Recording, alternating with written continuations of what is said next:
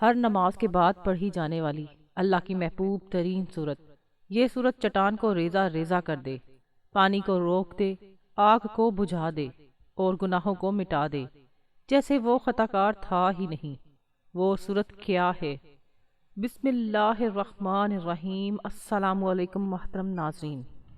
اللہ تبارک و تعالیٰ اس انسان سے محبت کرتے ہیں جو روزانہ ہر نماز کے بعد یہ ایک صورت پڑھ لیتا ہے۔ اس کے وارے نیارے ہو جاتے ہیں، مخلوق خدا میں اس کا سکہ چلتا ہے، لوگ اس کی باتوں کو اہمیت دینے لگتے ہیں، اس کی ہاں میں ہاں اور نہ سب کی نہ ہوتی ہے، اور ایسا شخص دنیا میں بھی شہنشاہوں جیسی زندگی گزارتا ہے اور آخرت میں بھی اس کا ٹھکانہ جنت ہے۔ یہ صورت چٹان کو ریزہ ریزہ کر دیتی ہے، پانی کو روک دیتی ہے، آگ کو بجھا دیتی ہے اور گناہوں کو ایسے مٹا دیتی ہے جیسے کہ وہ خطا کار تھا ہی نہیں۔ جو اللہ رب العزت اور نبی کریم صلی اللہ علیہ وآلہ وسلم کا بتایا ہوا یہ ایک عمل کر لیتا ہے۔ اس ویڈیو میں آپ کو بتائیں گے کہ وہ کون سی صورت ہے جسے ہر نماز کے بعد 7 مرتبہ پڑھنے سے اللہ تبارک و تعالیٰ اپنے اس بندے سے خوش ہو جاتے ہیں، اور وہ کون سا ایسا عمل ہے کہ جس کو کرنے سے انسان دنیا اور آخرت میں امیر و کبیر، غنی اور دولت سے مالا مال ہو جاتا ہے۔ اللہ رب العزت ساری کائنات کا خالق اور مالک ہے۔ دن رات اللہ پاک نے بنائے، یہ کائنات اللہ پاک نے بنائی ہے۔ اللہ پاک کے حکم سے یہ کائنات وجود میں آئی ہے، اور اللہ رب العزت جب چاہیں گے یہ کائنات فنا ہو جائے گی۔ اللہ رب العزت کے سوا کوئی بھی نہیں رہے گا۔ اس دن اللہ پاک اپنی قدرت کا، اپنی شان کا اظہار کریں گے اور فرمائیں گے، آج کس کی حکومت ہے؟ کوئی جواب دینے والا نہیں ہوگا۔ اللہ رب العزت پھر خود ہی جواب دیں گے، آج اس واحد وحدہ لا شریک جس کی صفات میں کوئی شریک نہیں، اس کی حکومت ہے۔ اللہ کے نام کی بڑی عظمت ہے۔ جب تک ایک اللہ کا بندہ بھی ایسا رہے گا جو صرف اللہ کا نام لے گا، اللہ پاک اپنے نام کی برکت سے اس دنیا کے نظام کو چلائیں گے، اور جب وہ اللہ کہنے والا واحد بندہ بھی اس دنیا سے رخصت ہو جائے گا تو پھر اللہ پاک اس دنیا کے نظام کو لپیٹ دیں گے کہ اب میرا نام لینے والا کوئی نہیں رہا، اب یہ دنیا بے مقصد ہو چکی ہے، بے فائدہ ہو چکی ہے۔ سو اللہ کے نام کی بڑی قیمت ہے، بڑا وزن ہے، اس لیے کہ اللہ بڑے ہیں، اللہ کا نام بھی بڑا ہے، تو اللہ کا نام عظمت سے لینا چاہیے۔ اللہ پاک فرماتے ہیں، عظمت و کبریائی اللہ کی چادر ہے، کبریائی اللہ کے ساتھ خوبصورت لگتی ہے، یہ اللہ کا وصف اور اللہ کی صفت ہے۔ ساری کائنات اللہ کا ذکر کرتی ہے، پہاڑ اللہ کا ذکر کرتے ہیں، کائنات کا ذرہ ذرہ اللہ کا ذکر کرتا ہے، اور کائنات کا ذرہ ذرہ اللہ رب العزت کی موجودگی کی، اللہ کی صفات کی اور اللہ پاک کی قدرتوں کا مظہر ہے۔ چلتا پانی اللہ کا ذکر کرتا ہے، پرندے ہوا میں رب کا ذکر کرتے ہیں، زمین کے اندر جو مخلوق رہتی ہے وہ اللہ کا ذکر کرتی ہے۔ تو انسان جس کے اوپر اللہ پاک نے اتنی نعمتوں کی بارش کی ہے، اتنی نعمتیں کہ اگر گرنے لگے تو ان نعمتوں کا شمار نہیں کر سکتے، اس رب کو یاد کرنا چاہیے۔ اس لیے ہم پر لازم ہے کہ ہم اللہ رب العزت کا ذکر اپنا مقصد سمجھ کر کریں، اور اللہ والو ذکر کا مقصد قرآن حکیم کی طرف لے جانا ہے۔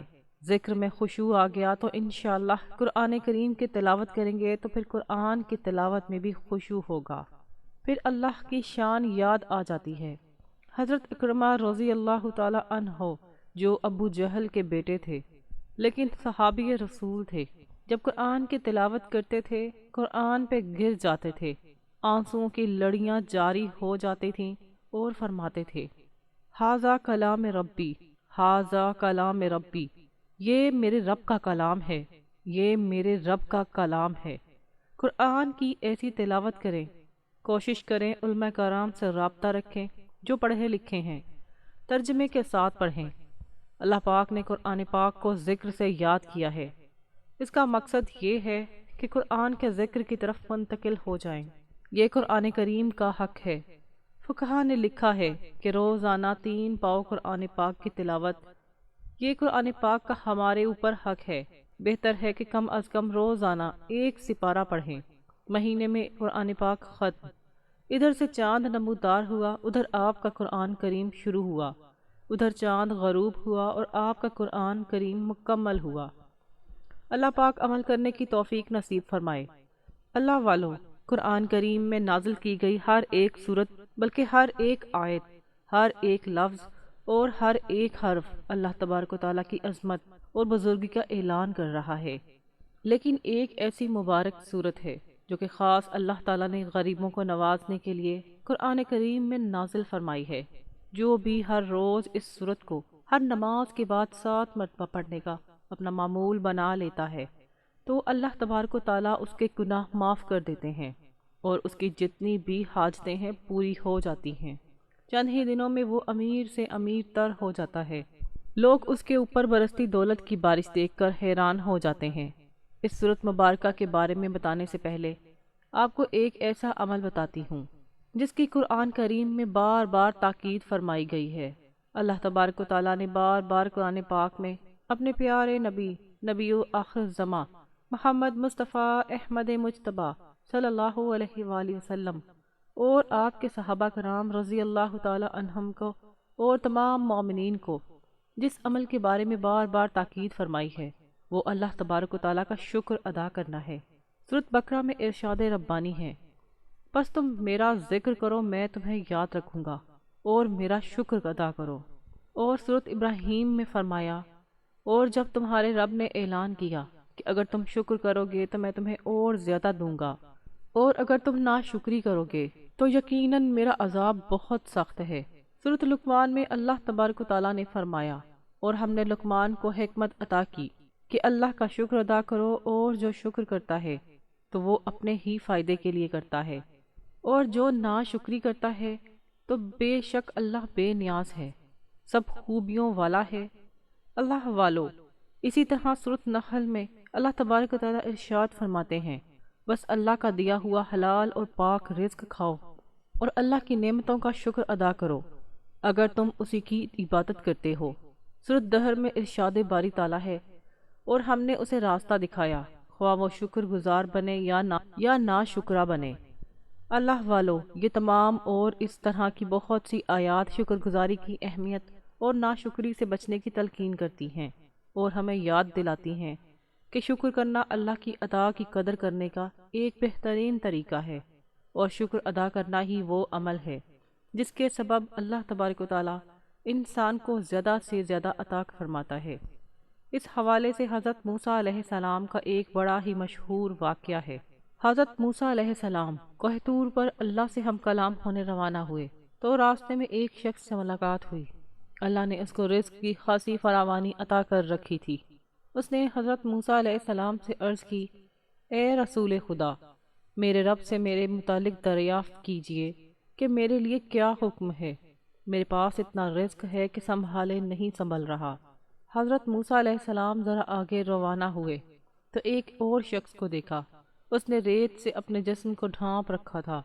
اس نے حضرت موسیٰ علیہ السلام سے کہا، اے کلیم اللہ، میرے رب سے میری کیفیت عرض کیجئے گا۔ حضرت موسیٰ علیہ السلام کوہ طور پر پہنچے اور پہلے والے آدمی سے متعلق دریافت کیا تو اللہ تبارک و تعالیٰ نے جواب دیا کہ اسے کہو ہماری ناشکری کرے۔ جب دوسرے کے متعلق پوچھا تو فرمایا اسے کہو کہ ہمارا شکر گزار بن جائے۔ حضرت موسیٰ علیہ السلام نے واپس آتے ہوئے پہلے والے آدمی سے کہا، اللہ تبارک و تعالیٰ فرماتے ہیں کہ تم میری ناشکری کرو، تمہارے رزق میں کمی واقع ہو جائے گی۔ اس نے آنکھوں میں آنسو بھرتے ہوئے کہا، اے موسیٰ، میں اتنا کچھ دینے والے رب کا ناشکرہ بندہ نہیں بن سکتا۔ آپ آگے چلے اور دوسرے آدمی سے مل کر کہا کہ اللہ تبارک و تعالیٰ فرماتے ہیں کہ اس کا شکر ادا کرو تو وہ تمہیں اور زیادہ دے گا۔ اللہ والو، اس نے انتہائی مایوسی سے جواب دیا کہ میں کس بات کا شکر ادا کروں، میرے پاس ایسا ہے ہی کیا کہ جس پر شکر ادا کیا جائے۔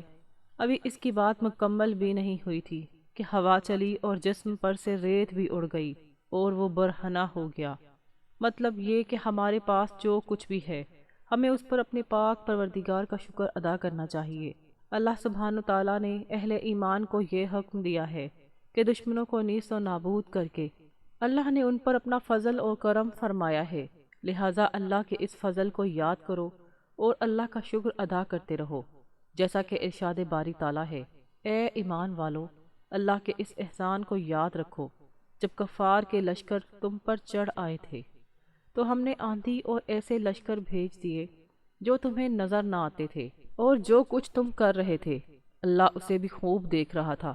چنانچہ ابن کثیر رحمۃ اللہ علیہ کہتے ہیں کہ اس آیت مبارکہ میں اللہ تبارک و تعالیٰ نے اپنی نعمت، فضل اور بندوں پر ہونے والے احسان کے بارے میں بتایا ہے کہ اللہ سبحانہ و تعالیٰ نے دشمنوں کو نامراد لوٹایا اور انہیں شکست سے دو چار کیا۔ اس وقت سارے دشمن اتحادی افواج بنا کر اکٹھے ہو کر مسلمانوں پر غزوہ خندق میں حملہ آور ہوئے تھے۔ قرآن کریم میں جہاں کہیں بھی نعمت کا تذکرہ ہو تو اس کا مطلب یہ ہے کہ دل میں اسے یاد کریں، اور اس کا طریقہ یہ ہوگا کہ دل میں اس منظر کو لائیں جب اللہ نے وہ نعمت اہل ایمان پر نازل کی، پھر زبان سے اسے ادا کرنا یہ ہے کہ اس کا تذکرہ کریں، اور اعضاء سے یاد کرنے کا طریقہ یہ ہے کہ اس نعمت کو اللہ کی ناراضگی والے کاموں میں مت استعمال کریں۔ اور نعمت کا ذکر حقیقت میں اس کا شکر ہوتا ہے، اور شکر دل، زبان اور اعضاء تینوں سے کیا جاتا ہے۔ چنانچہ تینوں قسموں کا شکر ایک دوسرے کی تائید کرتا ہے۔ اگر یہ تینوں اقسام کے شکر باہمی تائید نہ کریں تو یہ شکر بھی جھوٹا ہوگا۔ شیخ عثمان رحمۃ اللہ علیہ اللہ تبارک و تعالیٰ کے فرمان کی تفسیر میں کہتے ہیں کہ اللہ کی نعمت کا ذکر دل، زبان اور اعضاء سے ہوتا ہے۔ زبان سے ذکر یہ ہوگا کہ آپ کہیں اللہ نے مجھ پر فلاں نعمت کی۔ یہ اللہ تعالیٰ کے اس فرمان یعنی اور تیرے رب کی نعمت کو بیان کر کا عملی نمونہ ہے۔ لہٰذا اللہ تعالیٰ کی نعمت کا تذکرہ کرتے ہوئے اللہ کی حمد و ثنا بیان کریں اور کہیں یا اللہ تیرا شکر ہے کہ تو نے مجھے دولت یا اہلیہ یا اولاد وغیرہ عطا کی ہے۔ دل سے ذکر کا مطلب یہ ہے کہ آپ دل میں اسے یاد کریں اور اللہ کی اس نعمت کا شکر کریں۔ اعضاء سے ذکر کا مطلب یہ ہے کہ آپ اس نعمت کو استعمال کرتے ہوئے اللہ تعالیٰ کی اطاعت بجا لائیں اور آپ پر اللہ تعالیٰ کی اس نعمت کا اثر بھی نظر آئے۔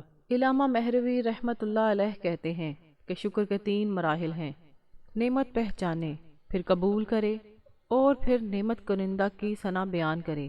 ابن قیم رحمۃ اللہ علیہ علامہ مہروی کی گفتگو کی تشریح بیان کرتے ہوئے کہتے ہیں کہ نعمت کی پہچان اس طرح ہوگی کہ ذہن میں اسے لائیں، نعمت کا مشاہدہ کریں اور اسے دوسری چیزوں سے ممتاز کریں۔ تو پہچان کا مطلب یہ ہے کہ ذہنی طور پر اسے حاضر کریں، قبول کریں، یعنی نعمت کنندہ ذات سے نعمت وصول کریں۔ اللہ تعالیٰ کے سامنے اظہار ناتوانی کریں، اپنی غربت اور ضرورت اللہ کے سامنے رکھیں اور تسلیم کریں کہ یہ نعمت اللہ کی طرف سے محض اس کا فضل ہے، وہ اس کا مستحق کبھی تھا ہی نہیں، نہ ہی اس نعمت کے حصول کے لیے اسے کوئی قیمت خرچ کرنی پڑی ہے، بلکہ سارے معاملے میں انسان اپنے آپ کو شادی بیاہ کی تقریبات کے بن بلائے مہمان کی طرح جو چپکے سے کھانے میں شامل ہو جاتے ہیں اس طرح سمجھے۔ اس شخص کا اپنے آپ کو سارے معاملات میں مفت کا موجی سمجھنا اس نعمت کی حقیقی طور پر قبول کرنے کی علامت ہے، اور نعمت کنندہ کی ثنا بیان کرنے سے مراد ہے یعنی جس نے تمہیں نعمت سے نوازا ہے اس کی تعریف کریں اور ثنا بیان کریں۔ اللہ تعالیٰ کی نعمت کا تذکرہ کرنا بھی دراصل شکر ہے، جیسا کہ سیدنا جابر رضی اللہ تعالیٰ عنہ سے منقول ہے کہ جس کسی کے ساتھ نیکی کی جائے تو وہ اس کا بدلہ چکا دے، اور اگر بدلہ چکانے کا کوئی ذریعہ نہ ہو تو تعریفی کلمات ہی کہہ دے، کیونکہ تعریفی کلمات کہنے سے اس کا شکریہ ادا ہو جائے گا، اور اگر اس کی نیکی چھپائے تو یہ کفران نعمت ہے۔ اور جو کسی ایسی خوبی کا دعویٰ دار بنے جو اس میں ہے ہی نہیں تو وہ بہروپیے جیسا ہے۔ اللہ والو، اس حدیث میں لوگوں کی 3 قسمیں بیان فرمائی گئی ہیں: نعمت کا شکر ادا کرنے والا، اور نعمت پر تعریفی کلمات کہنے والا، نعمت کا اقرار کرنے والا، اور نعمت کو چھپانے والا، اور حصول نعمت کا جھوٹا مدعی، حالانکہ اس میں وہ خوبی پائی ہی نہیں جاتی۔ اسی کو بہروپیت سے تعبیر کیا گیا ہے۔ ایک اور مفہوم حدیث میں ہے کہ جو تھوڑی چیز کا شکر نہیں کرتا وہ زیادہ کا بھی نہیں کرتا، اور جو لوگوں کا شکریہ ادا نہیں کرتا وہ اللہ کا شکریہ بھی ادا نہیں کر سکتا۔ اللہ کی نعمت کا تذکرہ کرنا بھی اللہ والو ایک شکر ہے، اور تذکرہ نہ کرنا کفران نعمت ہے۔ اللہ والو، ہمیں نماز پنجگانہ کی ادائیگی کرنے کے ساتھ ساتھ قرآن کریم کی تلاوت بھی کرنی چاہیے۔ قرآن کریم اللہ کا عظیم شاہکار ہے، اور اس کا ایک ایک حرف بنی نوع انسان کے لیے بیش بہا خزانہ ہے۔ قرآن پاک کی ہر ایک صورت بیش بہا اور قیمتی موتی ہے۔ ہر ایک آیت مبارکہ بیش بہا قیمتی موتی کی طرح ہے۔ اللہ والو، قرآن پاک کی ایک ایسی مبارک صورت ہے کہ جسے ہر روز ہر نماز کے بعد صرف 7 مرتبہ پڑھنے والا کبھی مایوس اور نامراد نہیں ہوتا۔ دنیا جہاں کی دولتیں ایسے انسان پر عاشق ہو جاتی ہیں، ایسے انسان کا کوئی کام رکاوٹ اور بندش کا شکار نہیں ہوتا، اسے کبھی مال و دولت کی کمی نہیں ہوتی۔ اور جان لیجئے کہ وہ عظیم الشان سورۃ مبارکہ سورۃ فلق ہے۔ کتنا ہی بڑا اور دشوار کام ہو، کتنی ہی بڑی رکاوٹ ہو، کتنے ہی حالات خراب ہوں، بندشیں ہوں جو آپ کی زندگی کو تباہ کر چکی ہوں، اللہ کی قدرت سے، اللہ کی عطا سے اور اللہ کی نعمت سے، اللہ کی رحمت اور نوازشوں سے کبھی نا امید اور مایوس مت ہونا۔ روزانہ سورۃ فلق کو ہر نماز کے بعد صرف 7 مرتبہ اس طریقے سے پڑھنا کہ سب سے پہلے نماز ادا کر لیں، اس کے بعد ایک بار آیت الکرسی پڑھنی ہے۔ آیت الکرسی پڑھنے کے بعد درود پاک پڑھ لیں، صلی اللہ علی محمد پڑھ لیں یا درود ابراہیمی پڑھ لیں۔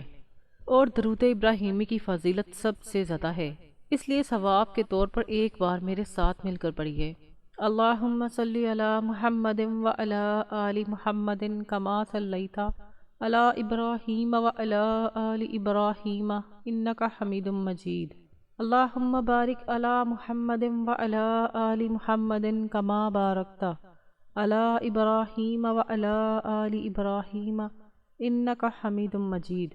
3، 7 یا 11 مرتبہ درود پاک پڑھنے کے بعد آپ نے تعوذ اور تسمیہ یعنی اعوذ باللہ من الشیطان الرجیم بسم اللہ الرحمن الرحیم پڑھ کر اس کی نیت خلوص دل سے کرنے کے بعد آپ نے 7 بار سورۃ فلق کی تلاوت کرنی ہے۔ سورۃ فلق یہ وہ سورت ہے جو چٹان کو ریزہ ریزہ کر دے، پانی کو روک دے، آگ کو بجھا دے اور گناہوں کو ایسے مٹا دے جیسے کہ وہ خطا کار تھا ہی نہیں۔ سورۃ فلق پڑھنے سے گناہ معاف ہوتے ہیں۔ ایک بار سورۃ فلق سماعت فرمائیے، بسم اللہ الرحمن الرحیم، قل اعوذ برب الفلق من شر ما خلق ومن شر غاسق اذا وقب ومن شر النفاثات فی العقد ومن شر حاسد اذا حسد۔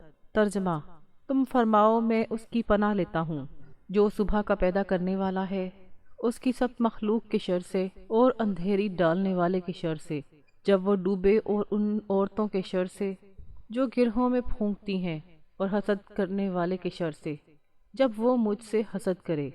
اس کے بعد درود پاک اتنی ہی تعداد میں پڑھ لینا ہے جتنی تعداد میں عمل سے پہلے پڑھا تھا۔ یہ عمل مکمل ہونے کے بعد آپ اللہ تعالیٰ کے حضور اپنے دونوں ہاتھوں کو بلند کر کے اپنے دلی تمام حسرتیں اس کے آگے کھول کر رکھ دیں۔ بے شک اللہ تعالیٰ ہم سے بہتر ہماری حاجات کو جانتا ہے، لیکن دعا کرنا حکم بھی ہے، سنت بھی ہے، رب کی رضا بھی ہے۔ کہتے ہیں کہ اللہ تعالیٰ دعا کی توفیق انہی لوگوں کو بخشتا ہے جنہیں وہ ان کی منہ مانگی مرادیں عطا فرمانا چاہتا ہے، ورنہ ہر کسی کو رب اپنے سامنے ہاتھ اٹھانے کی توفیق بھی نہیں دیتا۔ لہٰذا خشوع و خضوع کے ساتھ اللہ کی بارگاہ میں دعا اور التجا کرنے کا اپنا معمول بنا لیجئے۔ دعا ایک عظیم الشان عبادت ہے جس کی عظمت و فضیلت پر بکثرت آیات کریمہ اور احادیث طیبہ وارد ہوئی ہیں۔ دعا کی نہایت عظمت میں ایک حکمت یہ ہے کہ دعا اللہ تعالیٰ سے ہماری محبت کے اظہار، اس کی شان الوحیت کے حضور ہماری عبدیت کی علامت، اس کے علم و قدرت و عطا پر ہمارے توکل و اعتماد کا مظہر، اور اس کی ذات پاک پر ہمارے ایمان کا اقرار و ثبوت ہے۔ ہمارا عقیدہ ہے کہ اللہ تعالیٰ ہمارا خالق ہے، مالک ہے، رازق ہے، وہ رب العالمین ہے، ارحم الراحمین ہے، احکم الحاکمین ہے، اور وہ مالک الملک ہے۔ تمام عزتیں، عظمتیں، قدرتیں، خزانے، ملکیتیں اور بادشاہتیں اسی کے پاس ہیں۔ سب داتاؤں کا داتا وہی ہے۔ ساری مخلوق اسی کی بارگاہ کی محتاج اور اسی کے دربار میں سوالی ہے، جبکہ وہ عظمتوں والا خدا بے حد بے نیاز، غنی اور بے پرواہ اور تمام حاجتوں سے پاک ہے۔ وہ جواد و کریم ہے، بخششیں فرماتا ہے اور جود و کرم کے دریا بہاتا ہے۔ ایک ایک فرد مخلوق کو ارب و خزانے عطا کر دے تب بھی اس کے خزانوں میں سوئی کی نوک کے برابر بھی کمی نہ ہوگی، اور کسی کو کچھ نہ عطا کرے تو کوئی اس سے چھین نہیں سکتا۔ وہ کسی کو دینا چاہے تو کوئی اسے روک نہیں سکتا، اور وہ کسی سے روک لے تو اسے کوئی دے نہیں سکتا۔ جب ہم دعا مانگتے ہیں تو اللہ تعالیٰ کے بارے میں یہی عقیدہ و ایمان ہمارے دل و دماغ میں شعوری یا لاشعوری طور پر موجود ہوتا ہے، جو الفاظ و کیفیات کی صورت میں دعا کے سانچے میں ڈھل جاتا ہے۔ اس حکمت کو سامنے رکھ کر غور کر لیں، جب دعا اس قدر عظیم عقیدے کا اظہار ہے تو کیوں نہ اعلیٰ درجے کی عبادت بلکہ عبادت کا مغز قرار پائے۔ اللہ تعالیٰ کے نزدیک کوئی چیز دعا سے بزرگ و برتر نہیں۔ دعا مصیبت و بلا کو اترنے نہیں دیتی۔ دعا مسلمانوں کا ہتھیار، دین کا ستون اور آسمان و زمین کا نور ہے۔ دعا کرنے سے گناہ معاف ہوتے ہیں۔ دعا عبادت کا مغز ہے۔ اللہ تعالیٰ دعا کرنے والے کے ساتھ ہوتا ہے۔ دعا رحمت کی چابی ہے۔ دعا قضا کو ٹال سکتی ہے۔ دعا بلا کو ٹال دیتی ہے۔ جسے دعا کرنے کی توفیق دی گئی ہے اس کے لیے رحمت کے دروازے کھول دیے گئے۔ مفسرین نے دعا قبول ہونے کی چند شرائط و آداب ذکر فرمائے ہیں۔ ان کا خلاصہ یہ ہے کہ دعا مانگنے میں اخلاص ہو۔ دعا مانگتے وقت دل دعا کے علاوہ کسی اور چیز کی طرف مشغول نہ ہو۔ ناجائز و گناہ کی دعا نہ مانگی جائے۔ دعا مانگنے والا اللہ تعالیٰ کی رحمت پر یقین رکھتا ہو۔ اگر دعا کی قبولیت ظاہر نہ بھی ہو تو وہ شکایت نہ کرے کہ میں نے دعا مانگی تھی اور قبول نہ ہوئی۔ جب ان شرطوں کو پورا کرتے ہوئے دعا کی جاتی ہے تو وہ قبول ہوتی ہے۔ لیکن یہ ذہن میں رکھیں کہ قبولیت دعا کا اصل معنی ہے کہ بندے کی پکار پر اللہ تعالیٰ کا اسے لبیک کہنا۔ یہ ضروری نہیں کہ جو مانگا جائے وہ مل جائے، بلکہ مانگنے پر کچھ ملنے کا ظہور دوسری صورتوں میں بھی ہو سکتا ہے۔ مثلا اس دعا کے مطابق گناہ معاف کر دیے جائیں، یا آخرت میں اس کے لیے ثواب ذخیرہ کر دیا جائے، یا اصل مانگی ہوئی شے کی جگہ اس سے بہتر چیز عطا کر دی جائے، یا اس دعا میں مانگی ہوئی چیز بندے کی زیادہ ضرورت کے وقت تک مؤخر کر دی جائے۔ دعا مانگ کر نتیجہ اللہ تعالیٰ کے ذمہ کرم پر چھوڑ دینا چاہیے کہ وہ رحمان و رحیم، خدا ہمارے ساتھ وہی معاملہ فرمائے جو ہمارے حق میں بہتر ہے۔ اللہ تبارک و تعالیٰ سے دعا ہے کہ اللہ تعالیٰ تمام حاجت مندوں کی حاجتوں کو اور ضرورت مندوں کی ضرورتوں کو اپنے کرم سے، اپنی عطا سے پورا فرما دے۔ آمین۔ دعا ہے کہ اللہ تعالیٰ نیکی کی بات کو سننے، سمجھنے اور اس پر عمل کرنے کی طاقت و توفیق عطا فرمائے۔